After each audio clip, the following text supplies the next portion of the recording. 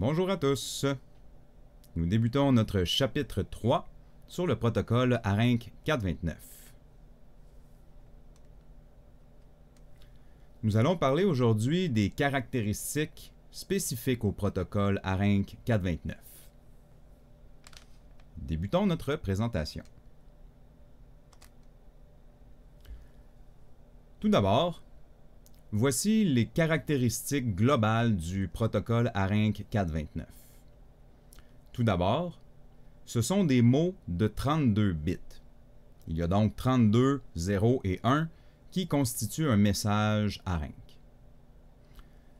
Le ARINC est considéré comme une communication unidirectionnelle, ce qui veut dire qu'une paire de fils est utilisée pour la transmission, alors qu'une autre paire de fils est utilisée pour la réception. Quand on parle de paire de fils, on se rappelle que c'est nécessaire pour une transmission différentielle. Le codage du ARINC est un codage RZ, donc retour à 0, et il utilise une paire de fils torsadés et blindés à chaque fois. Si on parle électriquement de ces impédances d'entrée et de sortie, l'impédance d'entrée est typiquement dans les 12 kΩ et plus, alors que l'impédance de sortie est de 75 ohms. Au final, cela fait qu'on peut fournir jusqu'à une vingtaine de LRU différents avec un seul émetteur ARINC qui peut donc fournir un message jusqu'à 20 LRU sur le même bus ARINC.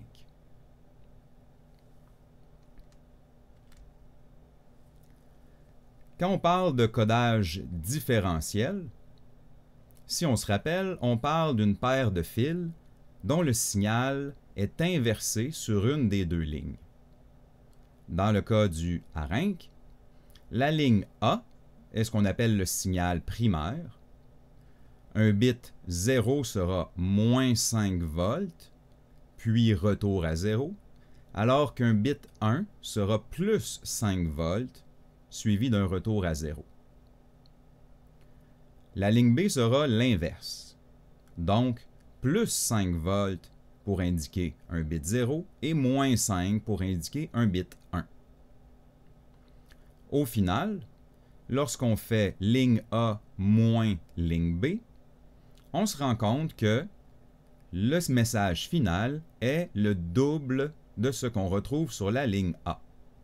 Ce qui veut dire moins 10 volts pour un bit 0 et plus 10 volts pour un bit 1. Si on regarde à l'oscilloscope, voici ce que ça pourrait ressembler. Donc on voit ici notre ligne A en jaune et notre ligne B ici en rouge. La ligne A, si on commence par le MSB, du côté ici, va donc recevoir un 1, un 1, un 0, suivi d'un 0. Alors que sur la ligne B, nous allons recevoir un 0, ensuite un 1 et un 1. Mais lorsque nous faisons la soustraction des deux, ligne A moins ligne B, on se ramasse avec, ici, le double de ce qu'on retrouve sur la ligne A. Donc, si on avait ici 5 volts, on retrouve ici plus 10 volts. Remarquez bien qu'à chaque fois, on revient à 0 entre les bits.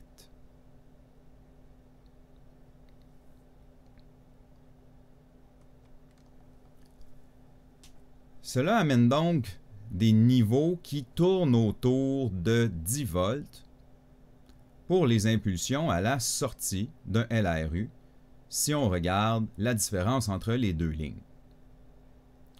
Un niveau haut est considéré valide s'il varie entre 9 et 11 volts. Un niveau bas devrait varier entre moins 9 et moins 11 volts pour être considéré valide. Et à chaque fois, comme on retourne à 0, eh bien, on a une tolérance d'environ 1 demi-volt entre plus 0,5 et moins 0,5 volts pour notre retour à zéro entre les bits.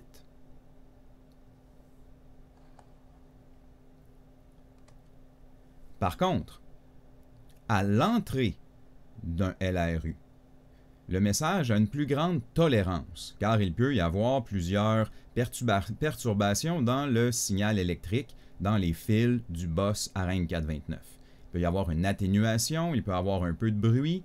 On n'est quand même jamais complètement immunisé à tout ça. Et le niveau acceptable à l'entrée est donc plus large. Pour le niveau haut, on accepte entre 6,5 volts et 13 volts. À l'inverse, pour le niveau bas, on accepte entre moins 6,5 et moins 13 volts pour considérer que c'est un 0.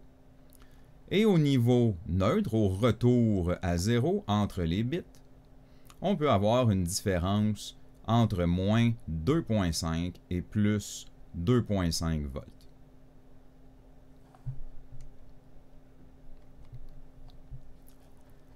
Parlons maintenant de la vitesse de transmission. On se rappelle que la vitesse de transmission est le nombre de bits par seconde. Il y a deux vitesses pour le ARINC.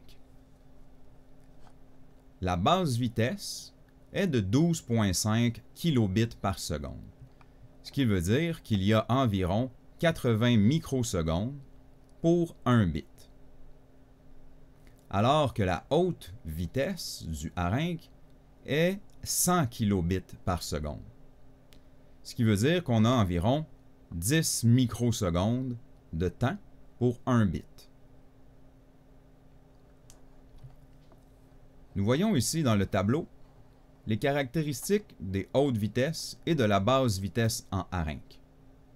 On peut donc y retourner en référence aux besoins. Il y a aussi une caractéristique ici qu'on appelle le temps de montée et le temps de descente, qui est calculé en microsecondes aussi. Regardons ce que ça veut dire.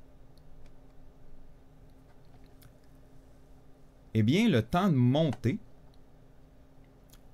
est le temps que prend le niveau pour passer de 10% de la tension maximale à 90% de la tension maximale d'un bit. Donc, si le bit doit se rendre à 5 volts, on compte entre 10% et 90% et ce qu'on appelle le temps de montée, ou le rise time. C'est la même chose pour le temps de descente, ou le fall time, en passant de 90 pour redescendre jusqu'à 10% de la tension maximale du bit envoyé. Ce temps de montée et ce temps de descente, selon si on est en basse vitesse ou en haute vitesse, est respectivement de 10 microsecondes, avec une tolérance d'environ 5 microsecondes, et en haute vitesse de 1,5 microsecondes, donc beaucoup plus rapide, avec une tolérance d'environ 0,5 microsecondes. Il faut donc que le front montant et le front descendant soient quand même assez abrupts pour être acceptés comme un message ARINC.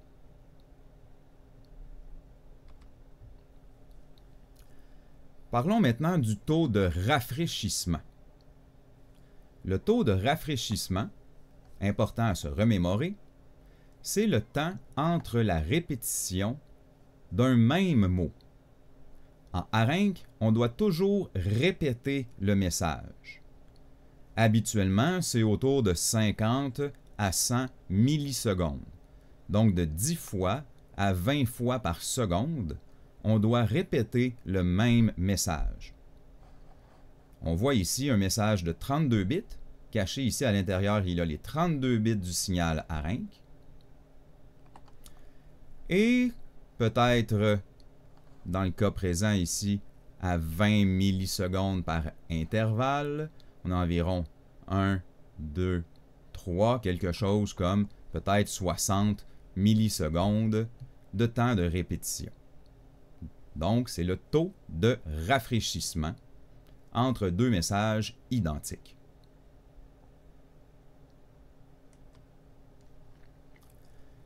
Il peut y avoir plusieurs messages envoyés un à la suite de l'autre.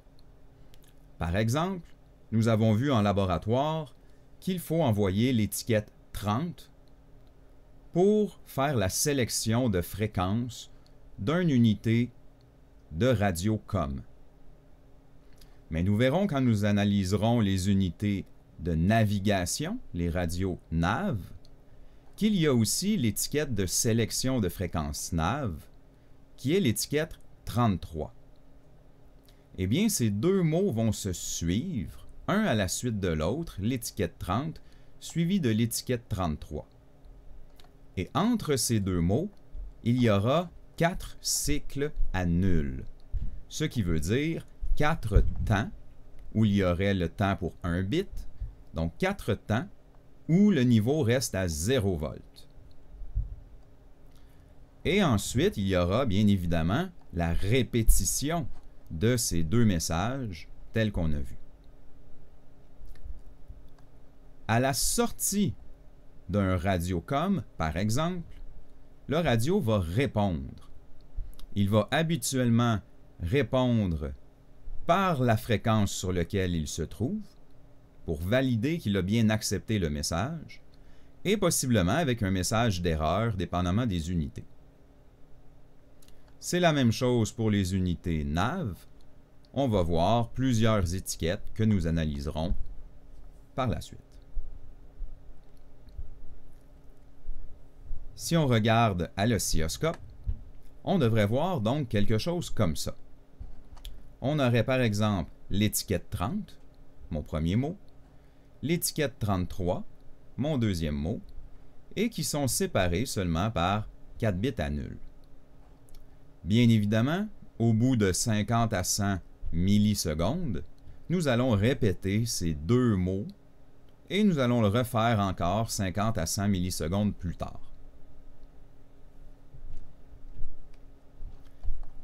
Si on zoome un peu et qu'on regarde entre le mot 1 et le mot 2, nous avons bien ici le temps de 1, 2, 3, 4 bits à nul. Donc 4 cycles qui restent à 0 volts.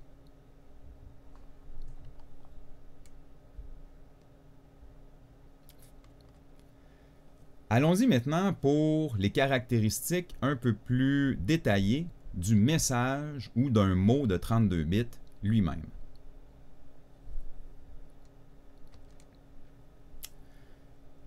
Voici une structure standard d'un mot ARINC. On avait parlé qu'il y a 32 bits dans un mot ARINC. On voit bien les 32 bits ici, dont les 8 premiers bits forment l'étiquette ou le label en anglais. Quand on parlait d'étiquette 30 ou d'étiquette 33, c'est donc ici que c'est identifié. Ensuite, pour les bits 9 et 10, on a deux bits qui indiquent ce qu'on appelle le SDI, Source or Destination Identifier. C'est donc pour identifier le numéro de l'unité qui émet ou qui reçoit le message. On a ensuite traditionnellement 19 bits de données dans lesquels il peut y avoir des tonnes de choses écrites et on va les décortiquer plus en détail plus tard. À la suite de ces 19 bits de données, on réserve 2 bits pour le SSM, Sign and Status Matrix, ce qui signifie le statut du message. Est-ce que le message est valide? Est-ce que la donnée est positive ou négative? Est-ce que je suis en erreur? Est-ce que je suis en mode de test fonctionnel? Plusieurs informations vont se retrouver dans le SSM. Et on termine par un bit de parité. Si vous vous rappelez, en ARINC, on doit avoir un nombre impair de bits à 1 pour former la parité impaire et rendre le message valide. Le bit de parité sera donc, dépendamment de la situation, un 0 ou un 1, afin d'ajouter, si nécessaire, un bit à 1 pour rendre la parité impaire.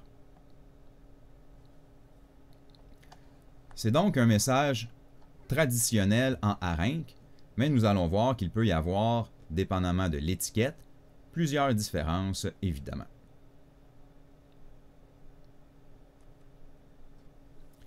En parlant de l'étiquette, l'étiquette utilise 8 bits pour donner un chiffre en octal de 3 caractères. Ce qui veut dire que lorsqu'il y a 3 bits ici, on ne peut pas indiquer un chiffre plus haut que 7. Même chose pour ici. Alors que ici, on utilise seulement 2 bits, ce qui veut dire qu'on ne peut pas indiquer un chiffre plus haut que 3. Le bit 1 et 2 représentent le most significant bit, ce qui veut dire le chiffre ici de mon étiquette. Le chiffre qui pourrait dire dans la colonne des centaines, même si ce n'est pas exactement vrai vu qu'on est en octal. Alors que les deux autres chiffres ici, qui peuvent se rendre jusqu'à 7, sont le chiffre 2 et le premier chiffre ici, le less significant bit, qui représente ce chiffre ici. L'étiquette maximale qui peut donc être inscrite dans cette étiquette est 377, si on avait des 1 partout. Faites bien attention, pour décoder cette étiquette, le most significant bit étant ici à droite et le less significant bit étant à gauche, il faut lire à sens inverse. Ce qui veut dire qu'il faut lire à partir d'ici vers là-bas. Ce bit vaut donc 2 et celui-ci 1, qui me donne le chiffre 2.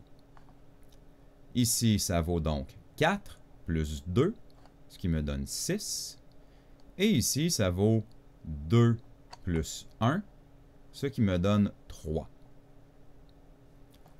Ça peut sembler mélangeant, alors je vous conseille, pour ne faire très attention, de réécrire l'étiquette à sens inverse.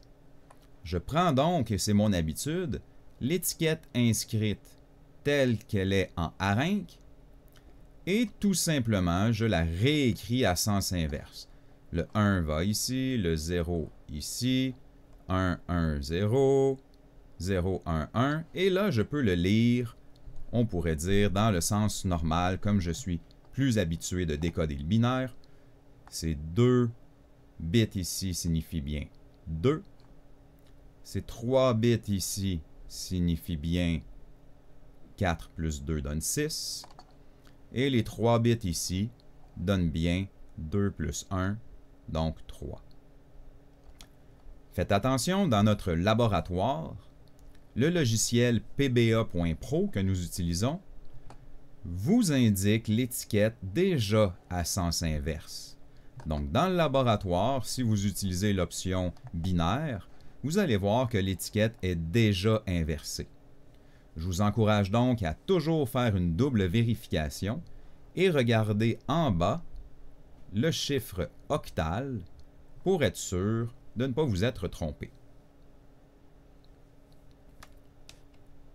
Je vais d'ailleurs sur Léa vous déposer un petit exercice avec plusieurs étiquettes que vous pourrez vous pratiquer à déchiffrer. Et je vous déposerai le corrigé quelques jours par la suite.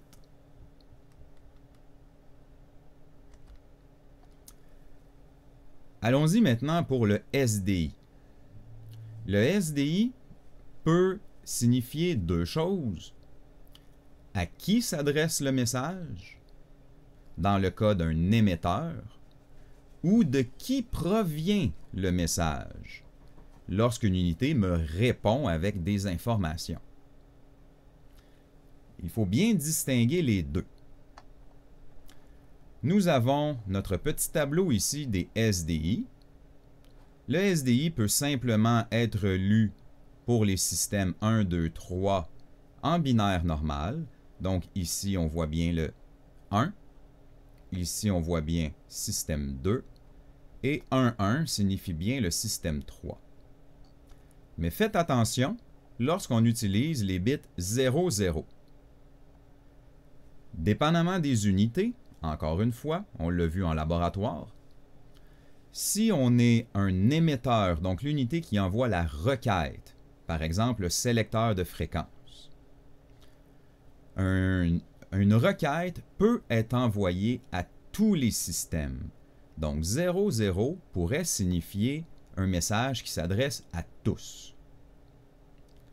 Mais une unité qui répond avec des informations ne peut pas elle-même se considérer comme étant tous.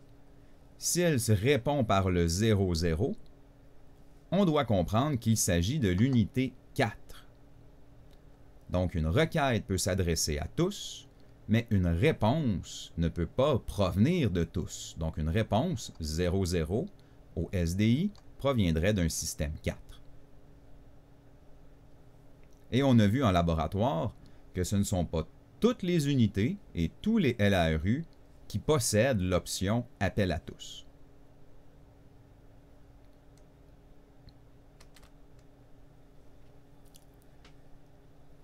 Comme nous avons dit, il faut faire attention si l'info s'adresse à tous, donc un message avec une requête, ou si on reçoit de l'information, alors ça représenterait le LRU numéro 4.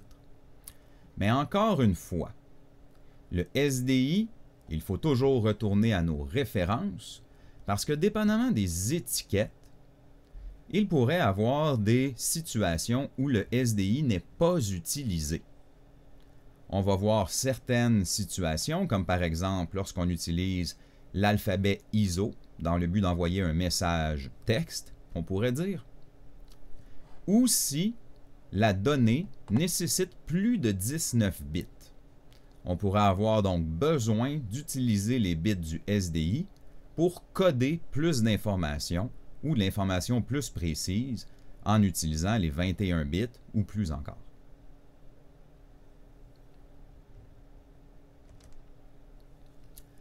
Allons maintenant pour la section données. Habituellement, nous avons 19 bits qui est utilisé pour la donnée. Mais il peut y avoir plusieurs types de données qui est codée. On peut avoir une donnée entièrement en binaire, ce qui veut dire que les 19 bits sont utilisés pour un seul nombre binaire. Ou on peut avoir un codage BCD. Vous connaissez probablement bien le BCD. Chaque 4 bits représente un chiffre binaire, mais codé sur 4 bits entre 0 et 9. Nous pouvons avoir des données, ce qu'on appelle discrètes, ce qui veut dire simplement des oui ou des non, à des conditions. Par exemple, est-ce que oui, tel système est activé? Est-ce que non, telle option est activée ou pas? Ainsi de suite. Il peut y avoir des données de maintenance qui suivent une charte avec différents types de codes de maintenance et des codes d'erreur. On peut avoir même des caractères ASCII, tels qu'on voit sur l'ordinateur, ou des messages textes en alphabet ISO, que nous allons étudier plus tard.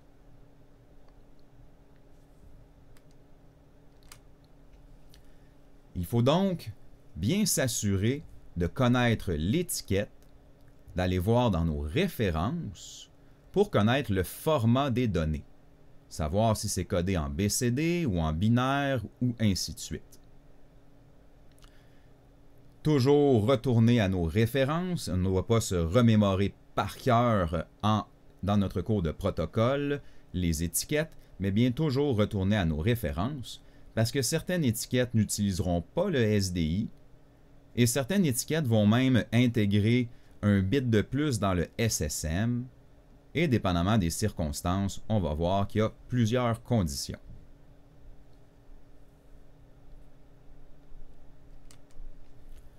Parlant maintenant du SSM. Le statut du message est indiqué habituellement avec 2 bits du SSM. Et parfois avec 3 bits, on va voir dans quelles circonstances. Le SSM va nous indiquer principalement des spécifications ou des statuts de notre donnée. Est-ce que notre donnée est positive, négative? Est-ce qu'elle vient du nord-sud, ouest-est, to, from, gauche-droite, ainsi de suite. Et le statut de la donnée, important, va nous indiquer si la donnée est normale, si elle est en failure, si elle est ce qu'on appelle no computed data, ce qui veut dire qu'elle n'est pas capable de donner une donnée par manque d'information, ou si on est en mode test fonctionnel.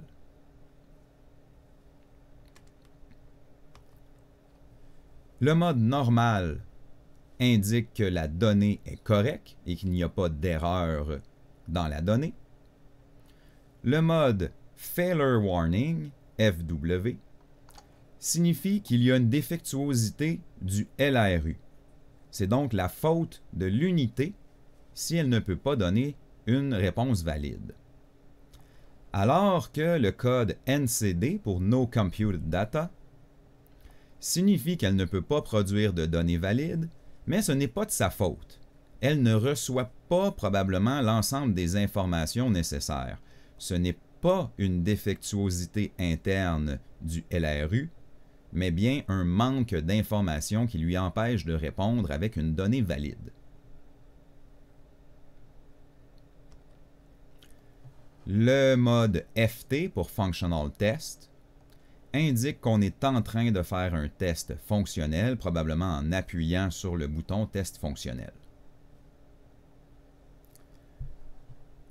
Ces SSM seront donc indiqués dans les bits du SSM avec un ordre de priorité.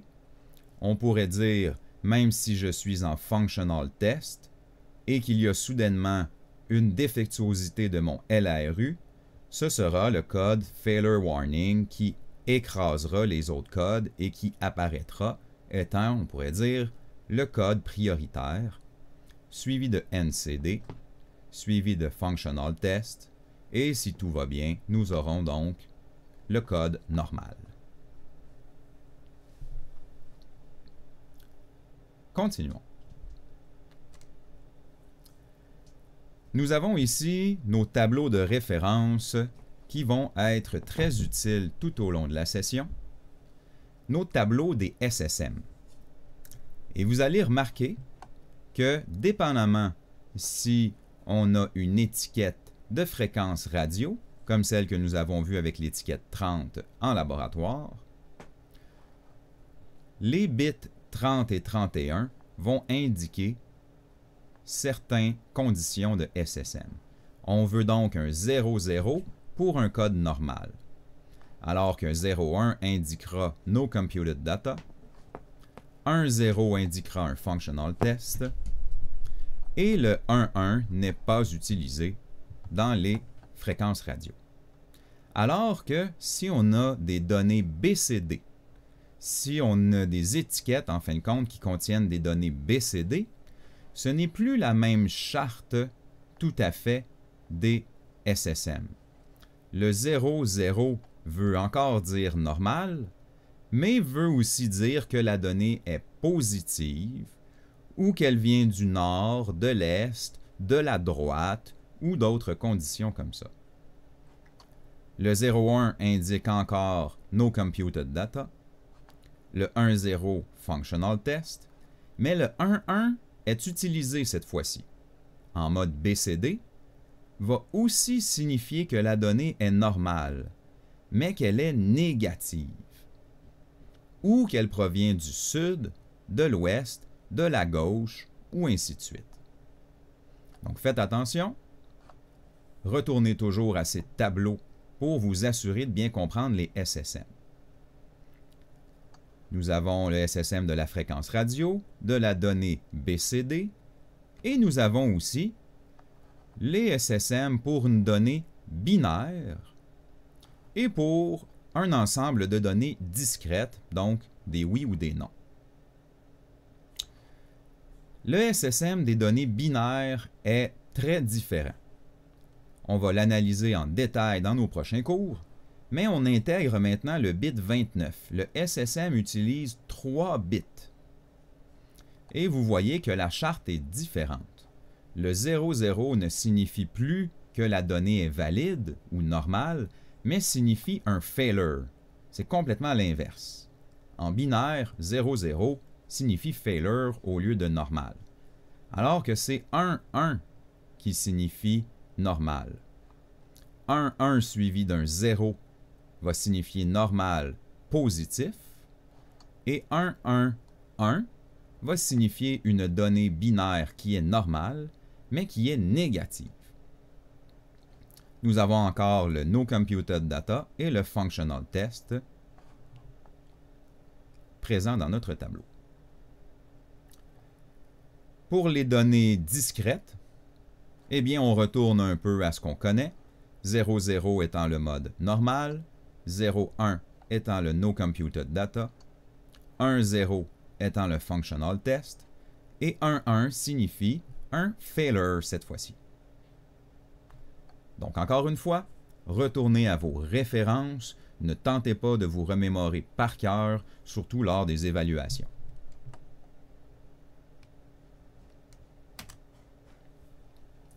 Terminons avec notre parité.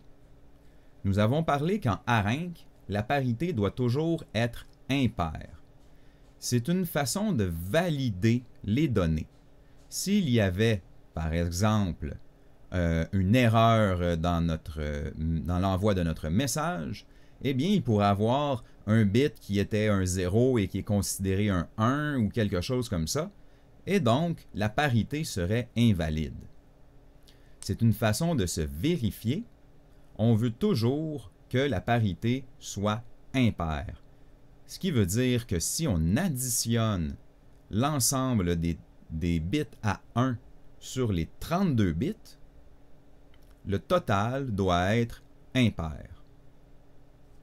Et c'est la raison d'être du dernier bit, le bit 32.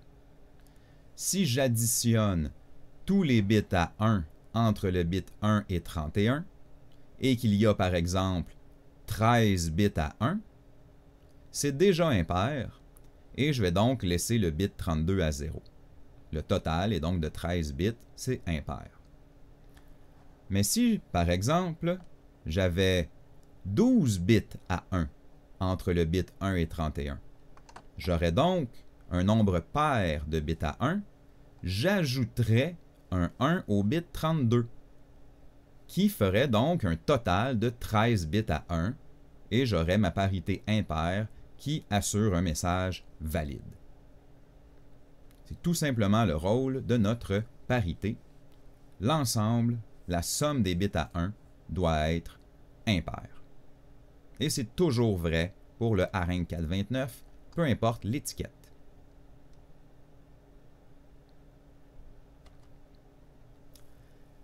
Terminons avec un exemple de codage. On va utiliser une étiquette qui est codée en BCD. Si on regarde la façon dont l'étiquette est construite, on a bien évidemment notre étiquette en 8 bits avec le premier caractère, donc celui le plus à gauche, le deuxième caractère et le troisième caractère, donc celui le plus à droite. Rappelez-vous que nous devons lire l'étiquette à sens inverse. On a ensuite le SDI qui indique quelle unité. Et on voit ici qu'on a 5 caractères codés en BCD. Le premier n'utilise par contre que 3 bits, ce qui veut dire que le premier caractère ici ne peut pas dépasser 7. Alors que les autres caractères codés en BCD peuvent passer de 0 à 9. Le SSM, ici, est codé sur 2 bits, et la parité que nous avons ici, qui assure un nombre impair de bits à 1. Je vous encourage à tenter de décoder cette étiquette pour ressortir toutes les informations. Le numéro de l'étiquette, le numéro de l'unité, les 5 caractères BCD, le SSM et valider si la parité est bonne. Je vous encourage donc à faire pause et à prendre quelques temps pour faire cet exercice de votre côté.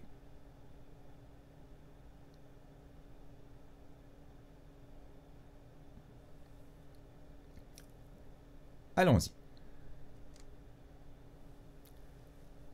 Eh bien, nous avons une donnée de 58 932. Commençons par ça ici. Le caractère 1, 4 plus 1, donne bien 5. Le deuxième, ici, 8. Troisième caractère, 8 plus 1 donne bien 9. Quatrième caractère, ici, 2 plus 1 donne bien 3. Et mon cinquième caractère, 2. Nous avons donc 58 932. C'est la donnée que contient mon message ARINC. Quelle est l'étiquette maintenant? Il faut se rappeler qu'il faut la lire à sens inverse. Vous pouvez donc la retranscrire ou vous habituer à la lire à sens inverse si vous êtes audacieux. On reconnaît donc 2. Ici encore 2. Et ici, nous avons 4. Alors, je vous rappelle que cela vaut 1, 2, 4, 1, 2, 4, 1, 2. Comme nous lisons à sens inverse, 2, 2, 4 forment bien l'étiquette 224. Le SDI 01 signifie bien le système 1. Le SSM 00, selon notre charte BCD, signifie normal et positif. Donc, le 58 932 est un nombre positif. Et la parité, si on compte les bits à 1, nous en avons 1, 2, 3, 4, 5, 6, 7, 8, 9, 10, 11, 12, 13. La parité est impaire, le message est donc valide.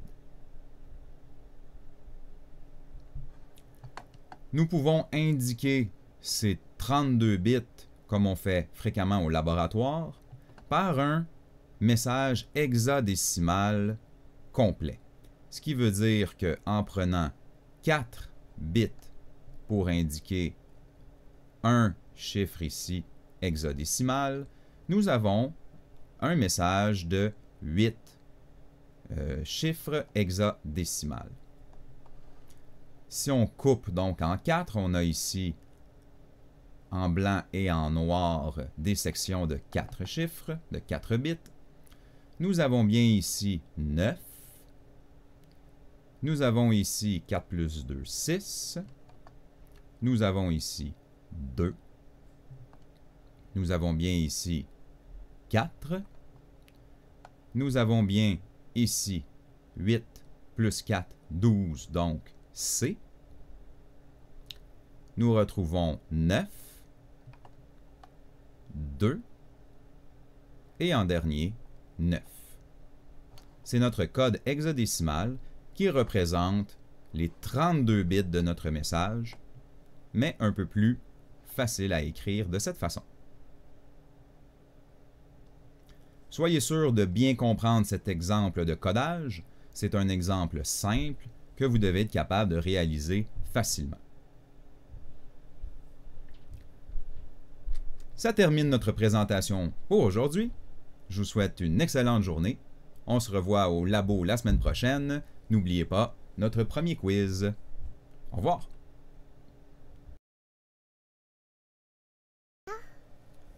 ARINC? ARINC? Oui, ARINC 429. Oui. ARINC. Bye. Bye.